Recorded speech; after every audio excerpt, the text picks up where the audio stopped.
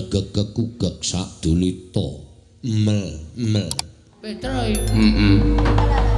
ngopo kowe ngadangi lekku mlaku truk Gong kowe tak takoni kowe jujur jarine bojomu tak takokke nek kowe lunga saka ngomah kowe pamit karo bojomu arep meguru karo Begawan Durna ya to heeh Tegong piye akeh guru akeh pendhita sing apik sing ampuh ning kena ngopo kowe kok milih Begawan Durna pendhita Durna kae ngelmune ngawu gawar ngawur nek nganti kowe engko entuk ngelmu sing nyengsarake karo uripmu sing kapitunan ora mung kowe ning aku gareng karo Bapak Semar melu ngrasake mula janjane aku diutus karo bapak supaya nyusul karo kowe kon bali ning Karangkadempel aja meguru karo Begawan Durna Truk apa aku ndek niat bangun desa monggo sawise aku suwan ning Sukalima Begawan Durna ngendika karo aku bisane kelakon nggonku bangun desa yen aku kudu golek kayu Kastubamulya ning Gunung Candrageni Gong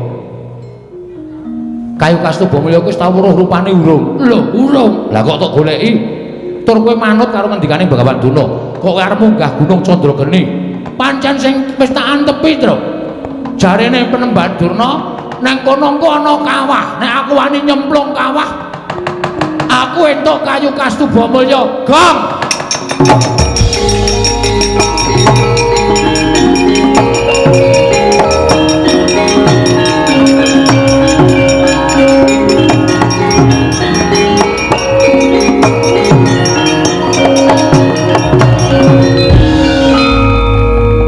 kowe eling ora to Le hah sing jeneng kawah kuwi papan sing panas panase ngungkuli panas geni ana ing Marcapada nek nganti kowe mlebu jroning kawah kuwi mau kowe mati Gong Truk mbok ora iso ndisi sing keparenge sing gawe urip mati urip ora saka cangkemmu mati urip saka kersaning sing gawe jagat kowe kalingan ra jaman Ndara Werkudara golek banyu suci Perwitasari kon nyemplung segara aku terinspirasi saka Ndara Werkudara Ndara Werkudara nekat nyemplung segara wae ora mati malah entuk tirta pawitra maning suci aku ya tak nekat nyemplung kawah kowe modar ora kok iso omong nek ora Werkudara wae ora mati kok Ndara Werkudara beda karo kowe nyuk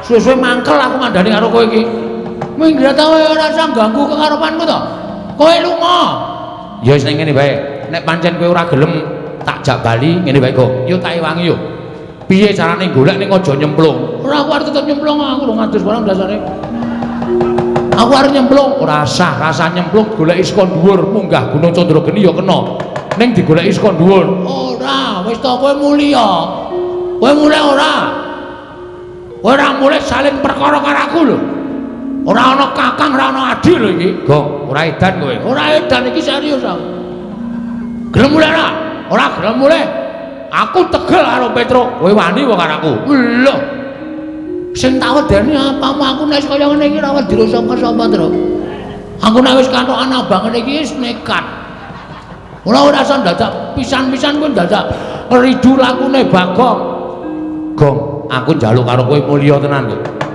nek ora gelem mulih aku meksa karo kowe nek kowe meksa karo aku salen perkara karo aku ana Kakang Adi gelut aku mau nek kon gelut karo kowe nek ora gelem mulih nek ora mulih ya wis aku ning emoh tae wangi Truk wong wong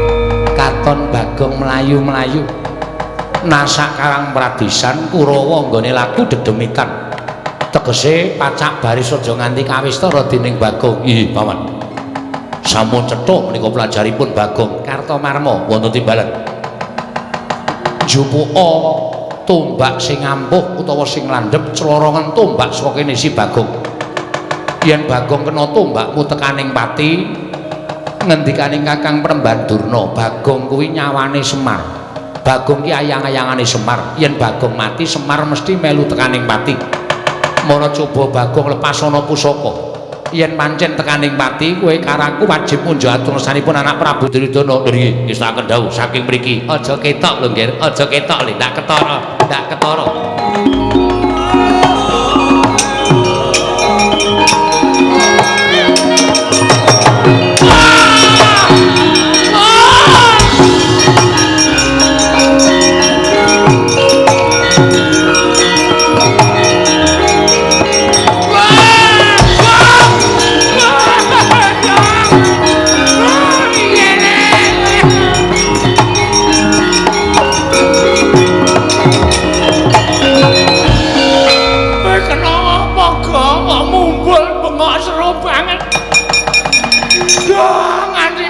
Mlatra ora krasa. Wong kontal kok bokonge telos-telos. Gong kowe kena apa? Pak, Bagong kesojo boyo, Pak.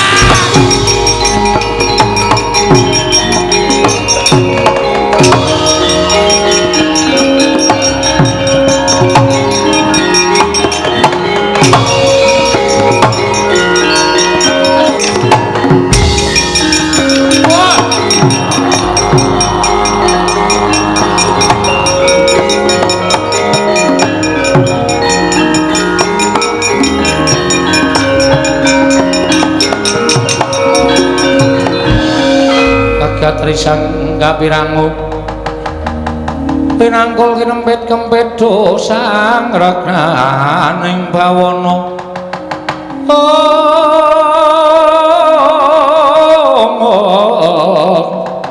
dosang regnaning bawana ya si tukang walang ati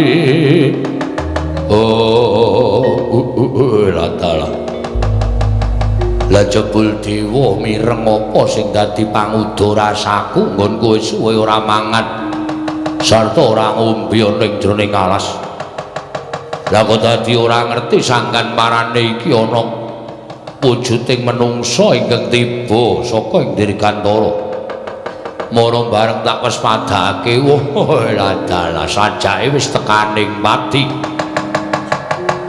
menawa iki dadi utusaning dewa sarta pengadilaning dewa tumrap aku ngene wis paring pangan kelawan aku ya pawongan kowe aja sambat kaningaya gandeng kowe tiba ning arep aku monggo aku lagi nandhang luwe kaya ngene ndak pesthekake yen kowe dadi panganing Arga Yaksa mula tumungkul bapa ngakasa ibumu Pertiwi kowe dadi isen-isen ning wadukku yen ana luputku aku njaluk ngapura mbuh sapa kowe sing baku kowe tetep dadi panganing Arga Yaksa dina iki ha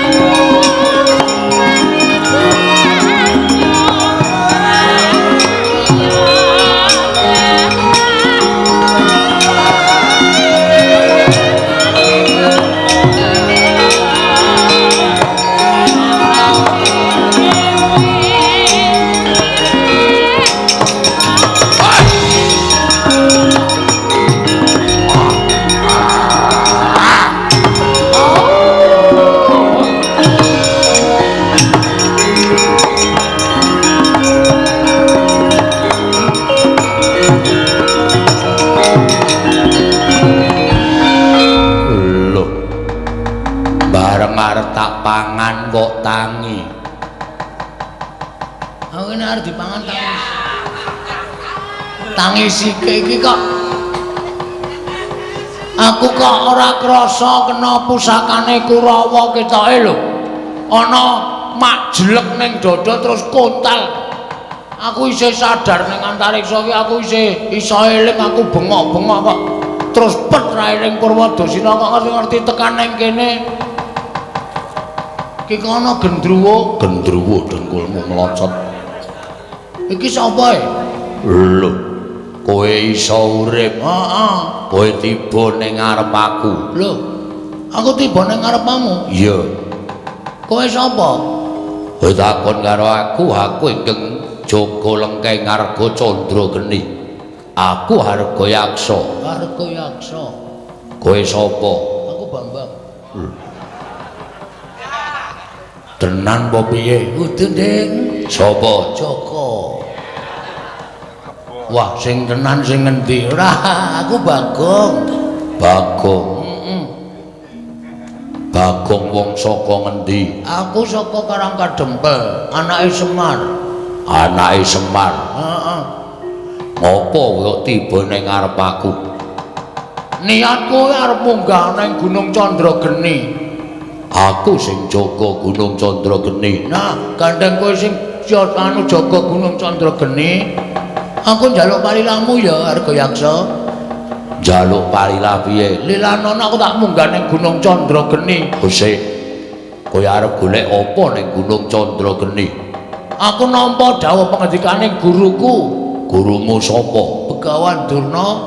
Aku kon golek kayu Kastuba Mulya ning tengah-tengahing kawah sing mapan ana ning Gunung Candra Geni. Oh, lah kowe nglalu. Kawah kuwi awane panas. Kawah kuwi panase ngungkuli geni Madyapada. Yen kowe nyemplung kawah kowe tekaning pati. Aku duwe keyakinan kok, Harga Yaksa. Kowe duwe kapercayan piye? Mati urip ki ora saka kawah, ning mati urip saka kersaning Gusti. Mula nek guruku dawuh aku kon nyemplung kawah, aku ya arep nyemplung. Mergo aku ki sawijining siswa sing ngabekti marang dawuh perintahe guru. Nek gurumu njlomprongke karo kowe ora ana wong golek kayu Kastuba Mulya kok mapan ning telenging kawah. Selagine aku wae sing tunggu Harga Candra Geni iki durung ngerti wujuding kayu Kastuba Mulya.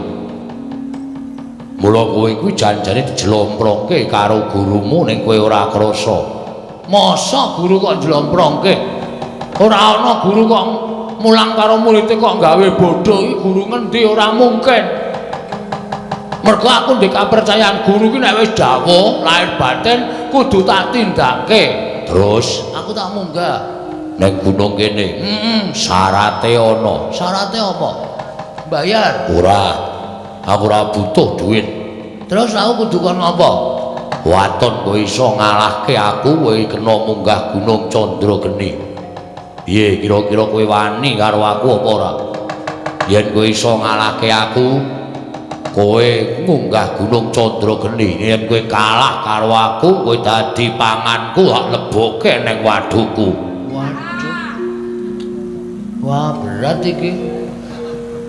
Aku mungsuh kowe. Iya, nek iso menang munggah gunung, yen ora iso menang kowe tak dadekke panganku. Wis ngene wae. Pangane dadak gedabikan kesel. Aku perang karo kowe, nek kowe kira-kira ngelih, ning asli kowe ngelih. Iya, wis 3 sasi aku ora mangan. Wah, edan. Ah, nek aku wis modar aku kowe. Aku 2 jam ora mangane mae. Terus Aku panganen wae. lho, kok kon mangan piye? Bangane dadak gelut ora aku mesti kalah mungsuh kowe. Tinimbang aku kalah mungsuh kowe wis ngene wae nyonya, wis aku pasrah wis. Ora entuk kayu Kastuba Mulya ya ora apa-apa, sing penting aku iso ngewangi uripmu, iso nyambung karo uripmu ki tumrap aku wis ngujudake sawijining sedekah. Mula nek kowe arep mangan karo aku mangan ora apa-apa, ning ya kuwi iwakku ora enak lho. Ora apa-apa. Langu lho. Ora apa-apa. Pokoke ora enak iwakku, soalnya aku ki ora tau adus. Iya. Ora apa-apa, ora adus ora apa-apa ning wae tetep kowe aku dadi panganku nek kowe ikhlas tak pangan. Ikhlas. Ora ikhlas ngopo? Wong mati ki kagungane sing gawe urip kok.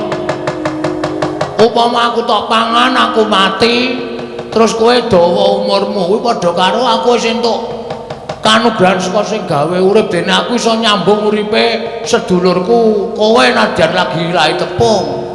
Wah. Wong kok apike kaya ngono. Pancen aku iki kondang becik kok. Aku iki kondang apikan kok. Mula nek kowe arep mangan karo aku mangan ora masalah. Ikhlas, ikhlas jan dolan balane kok. Oh, lah dalah yen ngono mapano. Ngendi sikik kudu tak pangan. Manut. Ndak sikik apa ning atos. Ndak tak ngempukke. Nek arep empo ya kene iki. Ning kene iki sok metu gase lho. Nek kene mades ngono kowe muntah-muntah. Moh aku apa kene iki malah sadurunge rene nang kene sikik kene luwih jemek. Piye? Wah ngewuhke. Cengel piye? Cengel ki empuk malah nya. Kerjaan wis gawe wis. Engko ndak kowe selak lara lho. Wis 3 sasi ora mangan, nek ora mangan wong kaya aku ngene iki engko ndak malah kowe ribet uripmu. Kowe mati aku mongko sing adu arep karo kowe. Kowe urung tau ketemu karo pawongan. Aku kok ora nulungi karo kowe iki aku dosa gedhe karo kowe.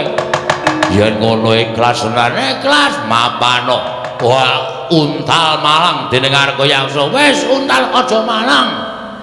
Engko dadak ngombeni. Mujur wae terus langsung tekan meteng. Oh iya, mujur ya kena. Wis ngono wae. Pauntalan ya. Ya wis.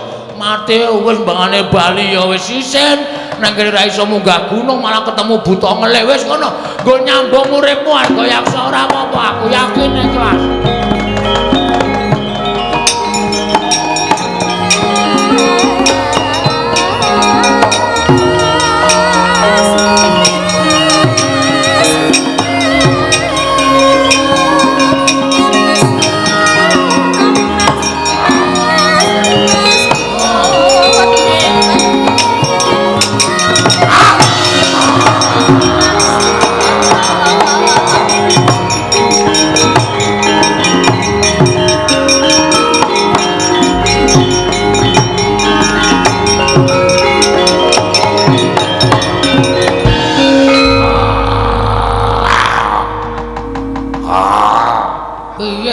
Dimot e.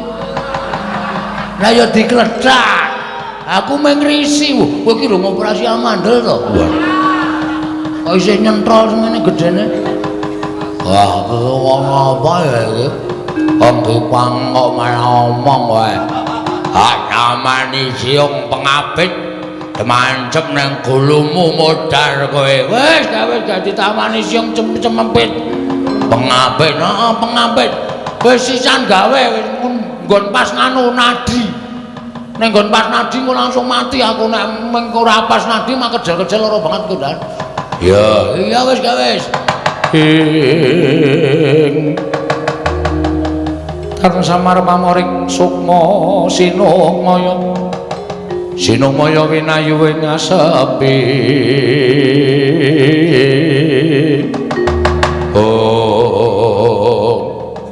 Kocap kacarita nalika semanten pus ginigit mestakaning Kilurah Bagong ing batos Sang Arga Yaksa gumun dene wonten tiyang ingkang ikhlas lair batosipun minangka tedhanipun Sang Arga Yaksa nalika semanten datan mubah datan musik Kilurah Bagong semanten ugi Sang Arga Yaksa ora obah akalipun hanjentong nganti kaya patung nalika semanten kalaning para Jawata gaweaning para dewa ical wujuding yaksa nenggih pangejawantaing dewaning Kilurah Bagong nenggih sang pukulan Bathara Bawor Sari mrepeki ungganing Kilurah Bagong.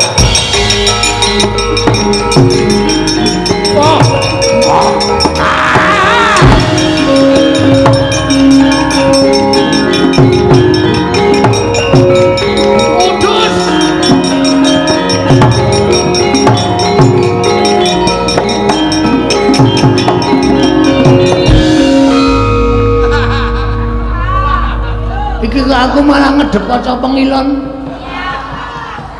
Om milahing Mastu Nomo Sidam Sekaring Bawana Langgeng.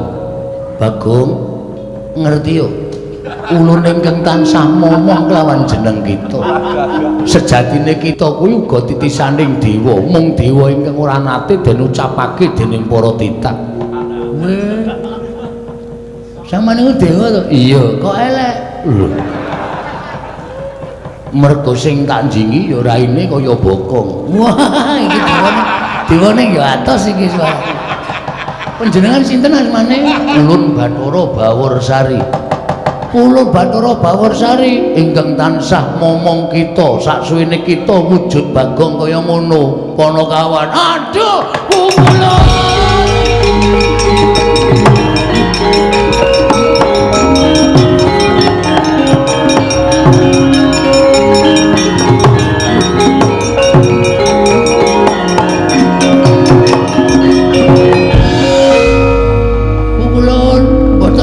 bilih paduka tansah momong dhateng jagat kula. Kula ngantoske calon kiblat pukulun. Kula suwita dhateng Begawan Durna, kula niku urip bingung. Kula arep ngopo, arep kepiye, kudu apa sing tak tindakake. Jebul kula koncatan panjenengan. Panjenengan membo dados yaksa. Pancen ulun ingkang tansah gawe lelakon kita Bagong. Waduh, aduh. Ngaturaken panuwun pukulun dene sampun manggi lawan Pak ingkang abdipun Bagong. Iya, Bagong. Kaya ora dadi ngopo. Lan sumurupa ulun mrepeki kelawan jeneng kita wujud yaksa mau sayekti ulun ngerti laku jantra kita. Ulun kepingin jajal kelawan lahir batin kita. Jebul kita kuwi nadyan ala rupane nanging pakarti kita ngungkuli kelawan wong-wong sing becik pasuryane. Ikhlas sabar ora awel kelawan pati kuwi ingkang ndadekake ulun bombong telenging penggalih ulun Bagong. Sampeyan kok kaya kula ulun saksuwene ngomong kita kuwi ya saora-orane 11 lagane ulun tiru kelawan jeneng kita mekaten ulun. Iya lan apa to kang dadi karep kita teko kita suwita Begawan Durna sarta ngupaya kayu kastuba mulya. Pikulan pukulun. Ngaten nggih pukulun, estunipun kula menika kepengin bangun desa. Mergi menapa kawontenan desa sakmenika sampun bubras langkrah boten kanten-kantenan. Kepengin para kawulanipun menika kula rukunaken langkung malih. Kula damel tentrem, kula damel rukun lan damel manunggal dhateng para kawula sanesipun saengga tetunggalan manunggal tunggal cipta rasa karsa lan karyanipun pukulun. Apa ingkang dadi gegayan kita kuwi bener mekaten pukulun. Nanging Begawan Durna paring dawuh kedah ngupaya wujudipun kayu kastuba mulya pukulun. Bagong wonten dawuh apa ingkang dadi gayuhan kita mau sayekti jebul saknyatane dudu kita ingkang tanggung jawab. Sebabe menapa pukulun? Karang Kadempel kuwi kebawah keperintah ngendi? Karang Kadempel menika kebawah keperintah Negari Ngamarta. Monggo rusak ing desa Karang Kadempel kuwi kok dadi tanggung jawab kita. Ing mestine dadi tanggung jawab ing para Pandhawa. Nanging sabab apa? Teka para Pandhawa wisuh lumuh ngentasi perkara. Malah kita ingkang budidaya bangun desa Karang Kadempel. Yen to kaya mengkono ora ana pigunane Pandhawa dadi songsong pengayomaning para kawula, teka ora gelem nyumurupi rusak ing desa Karang Kadempel Bagong. Terus mula kang sangka kuwi satenane iki dudu pakaryan kita nanging gandeng kita wis duwe niat saka pamrayoga ulun Bagong kita kudu ngelingake lawan para Pandhawa. Yen kita bisa ngelingake marang para Pandhawa supaya eling yen to duwe wewengkon kang aran Karang Kadempel ingkang dina iki lagi rusak kahanane. Mula para Pandhawa kudu gelem dandan-dandan Karang Kadempel. Ewadene Pandhawa ora gelem dandan-dandan Karang Kadempel, cetha yen to Pandhawa ora pantes minangka dadi songsong pengayomaning kawula sak negara Ngamarta Bagong.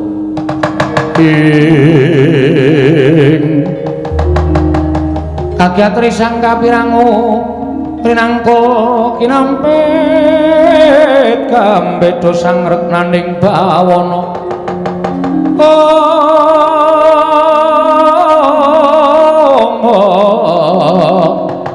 Ya situ kang walang ati.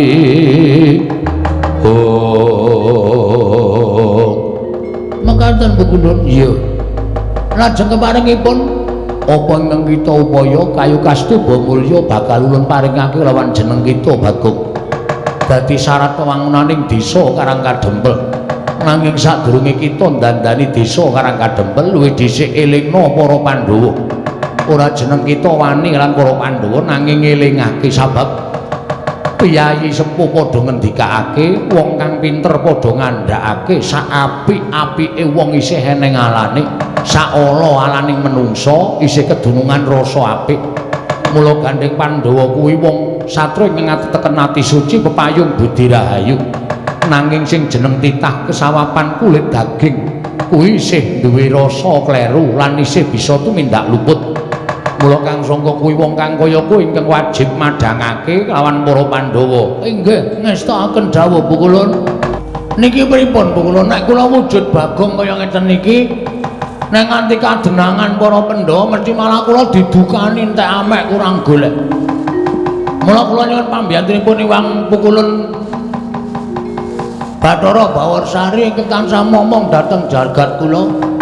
Kula nyuwun senjata pitulung supados kula mboten wujud Bagong.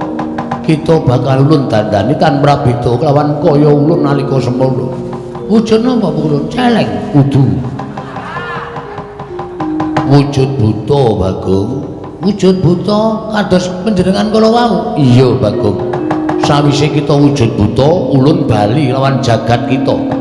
Ulun bali momong lawan kita Bagong. Nggih ngestakaken dawuh lan dadi pangertenmu. Yen to niyate Durna lan Kurawa kabeh mau sayekti ora kok bakal maringi bebungah wujuding kayu kastuba mulya. Nanging mun dadi srana nggone bakal padha kepengin gawe patimu. Sabab kita kuwi dumadi saka ayang-ayangane Semar. Ulun ingkang diutus dening Sang Hyang Jagat Giri Pratingkah kinen manjalma wujud titah saka asal mulane alan ayang-ayanganing Semar Badranaya. Mula kita ulun dandani wujud yaksa kaya ulun lan ulun bali manjing anggo kita. Nggih ngestakaken dawuh. Sawise kaya mengkono kita budhal marang Praja Ngamarta. Barang wamuk ning Praja Ngamarta. Wah, mengke nek wong-wong Pandhawa mboten wonten sing ngalahke kula, aja kuwatir. Iki dadi sarana Pandhawa eling lawan desa Karangkadempel supaya Pandhawa uga mbantu lawan nggon kita duwe niat bangun Karangkadempel. Ngestakaken dawuh Bu Kulun. Megenga napas sawetara Panakawan Bagong. Tan samar pamoring sukma sinukmaya winah ya ing asepe. Sumimpen telenging kalbu pambukaning warana.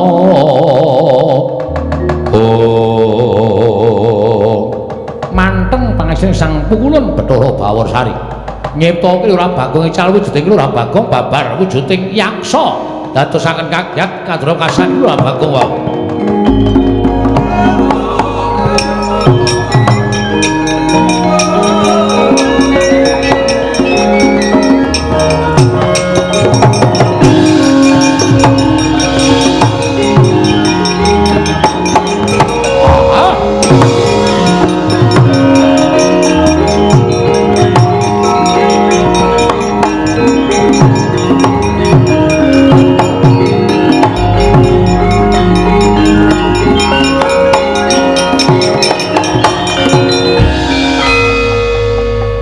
Wis wujud bali kaya asal mula nalika ulun mimba yaksa.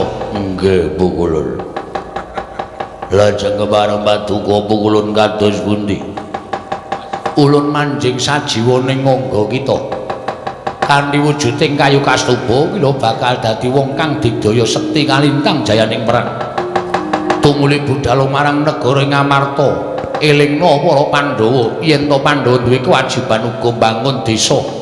Ora mung Karangkadempel nanging desa-desa ing minangka dadi wengkoning negara Ngamarta kuwi wajib digatekake dening para Pandhawa. Iki ngestakaken dawuh Bu Kulun monggo latri mancing angganipun ingkang abdi kosih. Kita arep nganggo jeneng sapa? Waduh la menika ingkang repot. Ha dipun keparengaken kula menika wujud buta, kula badhe mawi tenger dedya buta galak. Nganggo jeneng sing apik Bagong. Nggih kula bingung mawi nami napa. Jajal Werka. Wah menawi jajal kudu tumbas. Jajal kok ora tuku aja ngecul. Ulun dudu panggeculan. Ulun mancing nganggo kita inggih ngestaken dawuh ulun. Mare kotem prayitna semuriris eko balik titiyane gandayane trisanya purnama sasi Petruk ngapa kowe teko-teko kok nangis kaya bocah kowe omong kowe takon usul adimu Bagong lah kok malah kowe bali nang Karang Kadempel nangis Ketiwasan, Pak. Wis ketemu karo Bagong. Lah kok bocah ora tok jak bali. Sampeyan ngerti dhewe to sifate Bagong kaya ngono kae. Wis duwe kekarepan ora kena dipenggak karo sapa wae. Anggepe dheweke iki ndara Werkudara muni ngono. Terus piye? Bagong suwita karo Begawan Durna. Bagong duwe niat arep bangun Karang Kadempel. Bagong kuwi Bagong niat bangun desa. Sowan Begawan Durna jarine Durna ngomong syaraté bangun Karang Kadempel Bagong kudu golek kayu kastuba mulya. Kuwi apa kuwi? Aku dhewe ya ora ngerti wong bangun tak kandhani ya ngeyel. Bareng ngono Bagong bloko karo aku minggir truk aku arep munggah ning Gunung Candrageni arep nyemplung kawah golek kayu kastuba mulya. Bagong tak elekke ora kena Bagong mlayu tak tututi. Ning jebul didingkek karo Kurawa. Kurawa laku dedemitan Bagong kaya kena pusaka kontal pambung yang ngendi papan gununge.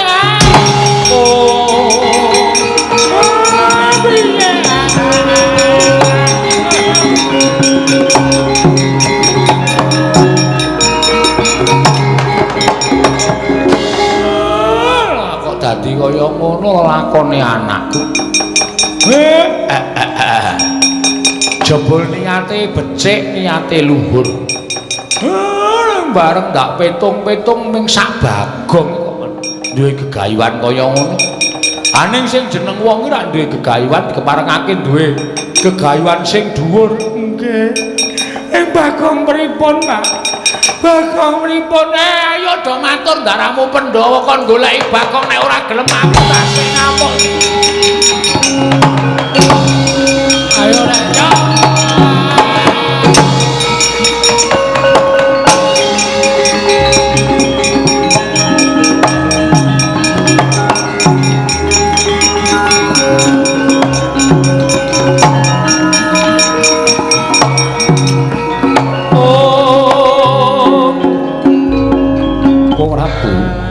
Koko Prabu Ndarawati inggih wonten dawuh Yayi rawuh paduka Kanjeng Koko Prabu saestunipun namung badhe kula suwuni priksa krana sampun wonten pinten-pinten pisowanan Kakang Semar Badranaya mboten ketingal sowan menggah menapa ingkang dumados wonten ing praja utawi Karang Kadempel nuwun sewu mesinipun paduka Yayi Prabu mboten sisah nyuwun priksa dhateng Raka ing Dwaraka krana mesinipun paduka Yayi Prabu tumunten utusan lawan kadang kula ing Jodipati menapa dening Madukara supados niti priksa kawontenanipun Kakang Semar nanging sabab menapa dene paduka Yayi mboten utusan lawan kadang kula panenggak tuwin panengah supados analiti kawontenaning Karang Kadempel Koko Prabu estining manah namung badhe nyuwun priksa dhateng jengandika Kanjeng Koko Prabu krana kuwatosing manah kula menawi Kakang Semar menika nggadahi raos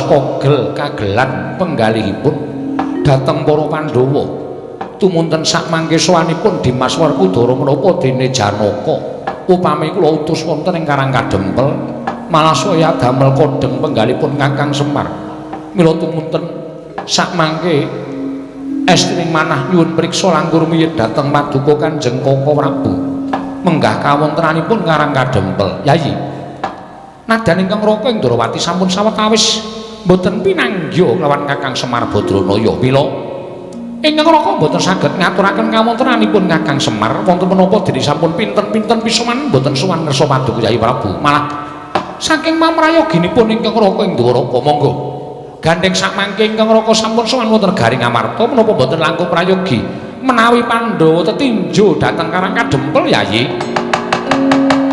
rekat lampahing rata tanpa antara prapteng sukuning arga ramkantu minga dendeng saengga praja Pusekan kang pratangga pusekan kang pratangga dereng ngantos parisamaning Balwacana kasarusaning Kelurahan Semar Badrana karya kagiat Sang Hyang Para Pandhawa.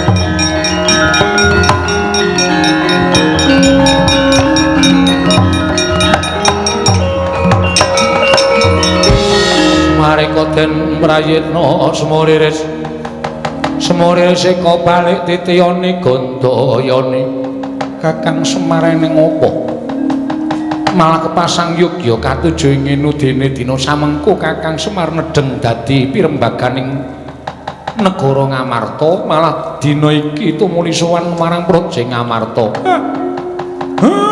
Enten lepat kula nyuwun pangapunten sawetawis panci kula mboten sowan mergi kawontenan Karang Kadempel Ndara. Ingkang mboten kanten-kantenan kawontenanipun kawula tebih saking raos tentrem. Pokokipun menawi kula aturaken menika mangke panjang ingkang langkung wigatos kawontenanipun Karang Kadempel menika dados kawigatosanipun anak kula Bagong. Tumuntun Bagong kepengin bangun desa. Srana piyambakipun pados kekiyataning Batos Suwita dhateng Begawan Durna. Wong kemawon kula menika wis elek-elek ning Bagong wegah dielikake. Wekasan Durna paring dawuh Bagong isa kuwat bangun desa yen to nganggo syarat sarana kayu kastuba mulya. Ngendikanipun Pendhita Sokalima kudu golek eneng nginggiling Gunung Candrageni, Bagong kudu nyemplung telenging kawah. Nek kula ngerti kabeh niku pancen pangrika dayaning Kurawa ingkang duweni watak angkara budi candala. Mboten gedhing lan sengit kalih pendhawane ning klebu abdine ya melu digedhingi melu disengiti dening Kurawa. Petruk wadul kalih kula nek Bagong kena pusakaning Kurawa. Kendhang kapracondhang kontal kaprapal sak menika mboten dipun mangertosi wonten papundi papan dunungipun Ndara.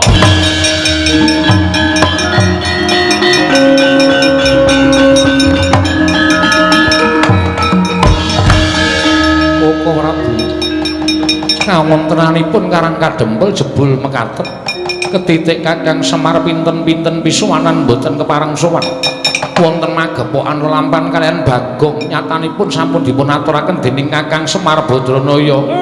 Kula nyuwun dipun biyantu Ndara.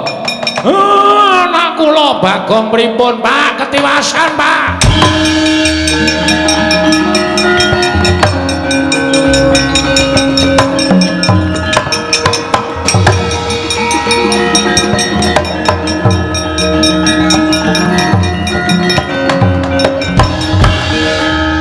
Kawan Petruk melayu-melayu ya gene matur Ndara Puntadewa sewu klepatan diagung pangaksami nedhengipun kula tenggo wonten alun-alun negari Ngamarta mboten wonten sangkan paranipun dugi kula mboten mangertos saking pundi asal mula bukanipun wonten yaksa ingkang ngamuk punggung Suratamta Nirbaya Nirwikara Werkudara Janaka Jakaya bocah cilik.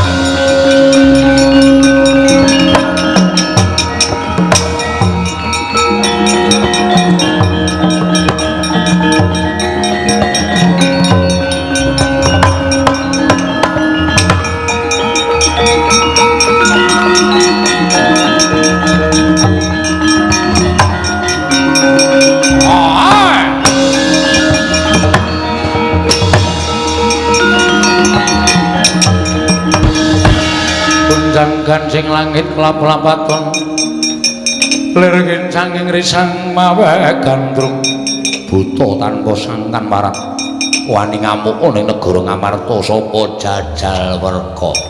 Hah? Kowe sapa ngaku Raden Janaka? Kowe ngerti karo aja kok kowe bapakmu aku ngerti, maratuamu aku apal. Bojomu aku apal, anakmu aku apal, bojomu nang tintiting tretek. Ana. Buta mbuku karepe dhewe gawe wirangking Janaka pecah siramu. Ah, pecah genti kowe. Kowe. Ah. Ah.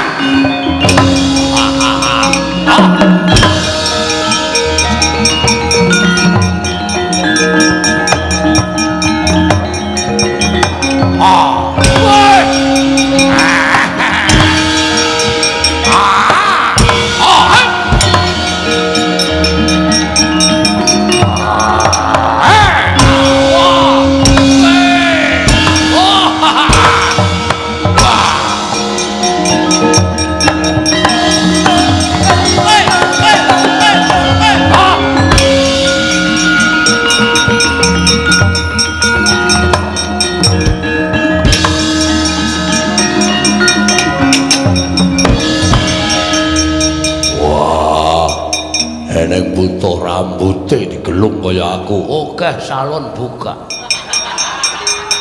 Apa dikira ora entuk gelung kaya kowe? Wah, deplok dadamu, deploke jahe kowe. Wah! Wah!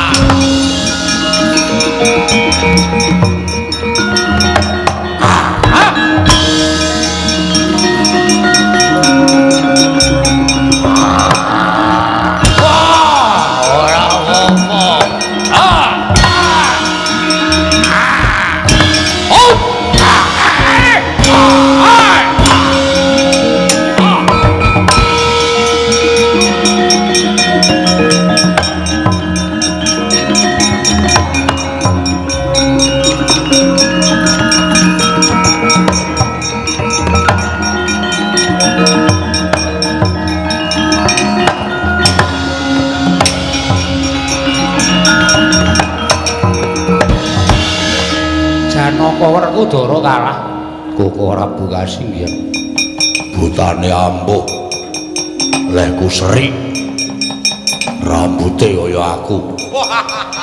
Lah wong ming dipadani rambute kok lara ati lho. Wah, sing madani wing wujud buta Kresna kanggo mangsa Baranga kaya ngapa wujude tak tandangane.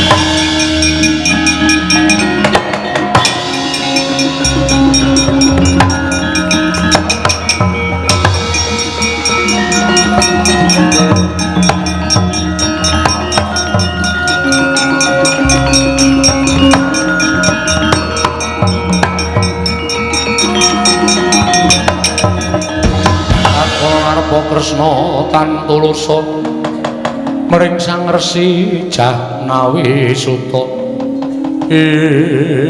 jagat Dewa Bathara jagat Pangestumpara kena dayane apa lah kok dadi iso wujud buta kaya mengkono kowe. Oh lah dalah buta kok anggere perang leren ning warung tuku wedang perang leren meneh ning warung ngobo kopi. Buta apa kae tibane Kyai Senjata Cakra lakon babar jatring wujud pate.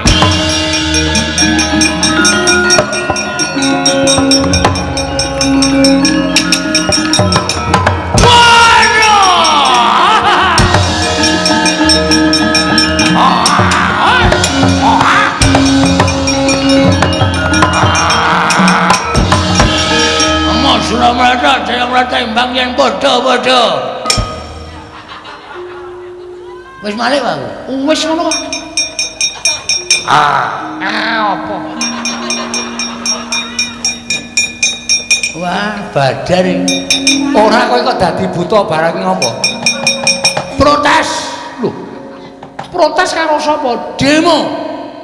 Dalam rangka ora trima. Karo sapa? Pandhawa. Kon tengan kene. Dokon rawa mrene. Aku arep matur karo Pandhawa kabeh.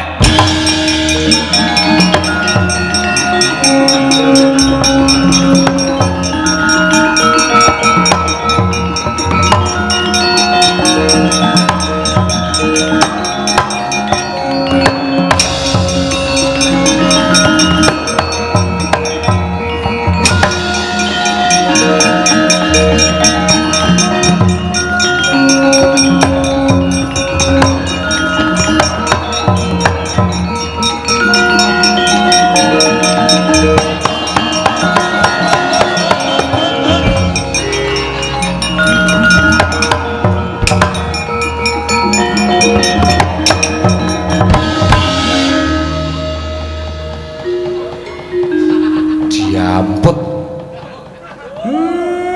Wong tuwa joget kok dijegal. Ana kawan Bagong. Nggih, Bagong. nggih. Bagong. Nggih. Nggih, Bagong. Wah, kok sik. Bagong nggih. Aja dhisik kowe. Nggih. Selak susu lho. Iya. Alon-alon. Bagong urip. Maksudnya aku mati. No ya. Sik, Pak. Diem, Pak. Nuwun sewu. Kula nyuwun tulung Ndara Kresna supados nglempakaken para Pandhawa menika istunipun kula ajeng nyuwun prisa. Sampeyan dadi pengarep niku nuwun sewu sing manggatekke napa-napa sing teng jero kedaton nggih. Napa-napa sing teng kiwa tengening negara. Sing nang Karang Pradesan sing nang gunung-gunung ora tok gatekke. Ya ngono kuwi napa pripun minangka dadi pengarep. Kudune sampeyan niku adil. Kudune sampeyan niku tansah tedhak niti priksa dhateng para kawula. Kula kandhani nggih, Gus. Karang Kadempel niku awane werna-werna. Kawulane aja ora rukun, kabeh ora tentrem. Mula nganti kula tak rewangi lunga saka Karang Kadempel pamrih kula. Nek Semar niku wis ketuan kon bangun. Mula sing kudu bangun nggih anak-anake niki. Ning kula iso apa nek mboten nonton pambiyantune ndara-ndara kula Pandhawa. Kula niku mung masyarakat lemah. Kula niku mung wong cilik. Kula niku mung batur. Selagine kula sing derajate batur wae duwe gagasan bangun desa. Lah sampeyan sing gadah wewengkon kok tanpa mikir wewangunaning desa Karang Pradesan niku nuwun sewu, iso delengke apa ora? Nek ora iso delengke ora masalah. Tak bangune dhewe. Ning kula ora arep suwita karo sampeyan. Kula ora arep suwita karo Ndara-ndara Pandhawa. Saniki sampeyan penak, saniki sampeyan iso lenggah duwe derajat, duwe pangkat. Kok terus ora nyawang isor, sing mangsa wang dhuwur terus. Mungkin nek klilipen ngrekoso lho sampeyan. Ngoten.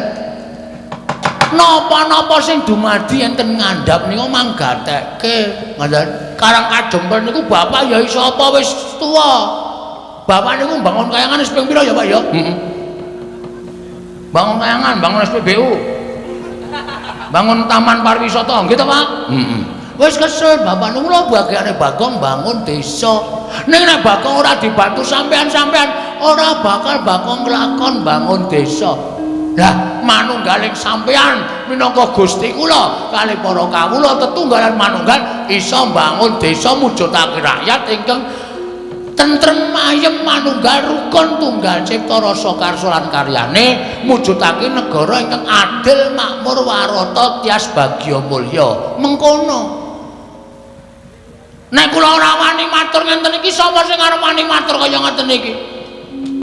Kula minangka dadi wakiling masyarakat nyuwun karo sampeyan mawi sesandhean kalih para masyarakat kawula alit bangun pembangunan, bangun desa, bangun kutha supaya kabeh katon sae, katon endah, katon becik, katon ayem lan katon tentrem. Mengko ndak salah sampean dirasani kawula lho.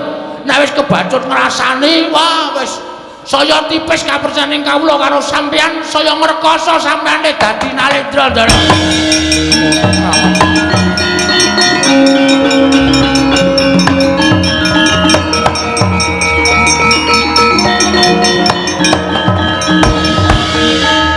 Bathok bolo isi madu. Ana nguneke bathok. Kowe iki dialem bathok bolo isi madu, rupamu elek nanging pikiranmu kuwi becik, atimu becik. Matur suwun. Kula mboten butuh pangalembono. Ning kula butuh kesaguhan sampeyan, kesanggupanipun ndara-ndara supaya mbangun desa sareng kaliyan kula. Bagong bakal ndak sengkuyung. Bagong tak sengkuyung lahir batin. Ana kawan Bagong ndak sengkuyung lahir batin. Ana kawan Bagong aku ya nyengkuyung lahir batin. Anak sing ngerti karo wektu iki meng kowe. Meng kowe, Pak. Aku ora butuh gareng. Aku ora butuh Petruk. Waton isih ana kowe, bapak iki mangsane isih kaya urip. Kowe kuwi elek rupamu ning aten-atenmu lah kok. Kowe ya wani ngelingake marang bendara ingkang nedeng kalimbut. Tole muga-muga klakon penjangkamu pono kawan.